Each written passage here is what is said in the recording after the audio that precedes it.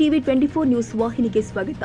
ಬಂಕಾಪುರ ಪಟ್ಟಣದಲ್ಲಿ ಅಹಮದ್ ನಗರದಲ್ಲಿ ಬೀದಿ ನಾಯಿಗಳು ಇಬ್ಬರ ಬಾಲಕರ ಮೇಲೆ ಅಟ್ಟಹಾಡಿಸಿಕೊಂಡು ಕಡಿದು ಗಾಯಗೊಳಿಸಿರುವ ಘಟನೆ ಶುಕ್ರವಾರ ಜರುಗಿದೆ. ಬೀದಿ ನಾಯಿಗಳ ದಾಳಿಗೆ ಒಳಗಾದ ಬಾಲಕರನ್ನ ಅಹಮದ್ ನಗರದ ನಿವಾಸಿ ಅರ್ಕವರ ರಾಜ ಮೈಬೂಬ್ ಅಲಿ ಅಂತಲಗೆ 4 ವರ್ಷ ಹಾಗೂ ಬೆಳಗಾಲ ಪೇಟೆ ನಿವಾಸಿ ಮೊಹಮ್ಮದ್ ಹಸನ್ ಶಂಕರ್ 5 ವರ್ಷ ಅಂತ ತಿಳಿದು ಬಂದಿದೆ.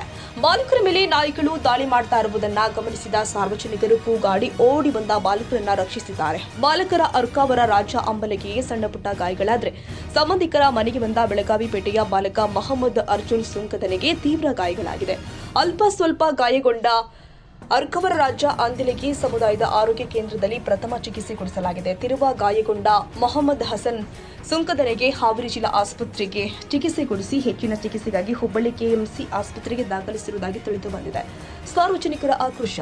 ಈಗಾಗಲೇ ಸುಪ್ರೀಂ ಕೋರ್ಟ್ ಬೀದಿ ನಾಯಿಗಳ ನಿಯಂತ್ರಣಕ್ಕೆ ಕಟ್ಟುನಿಟ್ಟಿನ ನಿರ್ದೇಶನ ಕೊಟ್ಟಿದೆ. ಬೀದಿ ನಾಯಿಗಳಿಂದ ಸಾರ್ವಜನಿಕರಿಗೆ, ಶಾಲಾ ಕಾಲೇಜು ವಿದ್ಯಾರ್ಥಿಗಳಿಗೆ ಯಾವುದೇ ತೊಂದರೆ ಆಗದಂತೆ ಕ್ರಮ ಕೈಗೊಳ್ಳಲು ಸಂಬಂಧಪಟ್ಟ ಅಧಿಕಾರಿಗಳಿಗೆ ಸೂಚನೆ ಕೊಟ್ಟಿದೆ.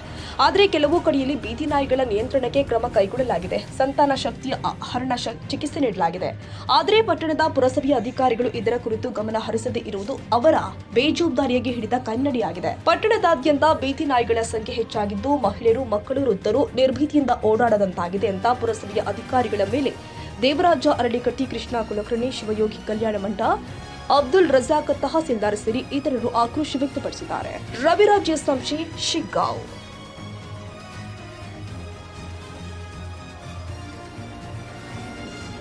ಕನ್ನಡಿಗರ ಮೆಚ್ಚಿನ ನಿಮ್ಮ ಟಿವಿ 24 ಕನ್ನಡ ನ್ಯೂಸ್ ವಾಹಿನಿ ಇದೀಗ ಟಿವಿಯಲ್ಲಿ ಲಭ್ಯ. ಕರ್ನಾಟಕ ಮತ್ತು ದೇಶ ವಿದೇಶದ 360 ಡಿಗ್ರಿ ಸುದ್ದಿ ಹಾಗೂ ಉತ್ತರ ಕರ್ನಾಟಕ, ಬೆಳಗಾವಿ, ಬಾಗಲಕೋಟೆ, ಧಾರವಾಡ, ಹಾವೇರಿ, ಗದಗ, ಬಿಜಾಪುರ ಜಿಲ್ಲೆಯ ಕ್ಷಣ ಕ್ಷಣದ ವಿವರವನ್ನ ಪಡೆಯುವುದಕ್ಕೆ ಟಿವಿ 24 ಕನ್ನಡ ನ್ಯೂಸ್ ವಾಹಿನಿಯನ್ನ ಲೈಕ್ ಮಾಡಿ, ವಿಡಿಯೋಗಳನ್ನ ಶೇರ್ ಮಾಡಿ, ಕಮೆಂಟ್ ಮಾಡುವ ಮೂಲಕ ನಮ್ಮ ವಾಹಿನಿಗೆ ಸಹಕಾರ ನೀಡಿ ಮತ್ತು ಚಾನೆಲ್ ಅನ್ನ ಸಬ್ಸ್ಕ್ರೈಬ್ ಮಾಡಿ. Thank you.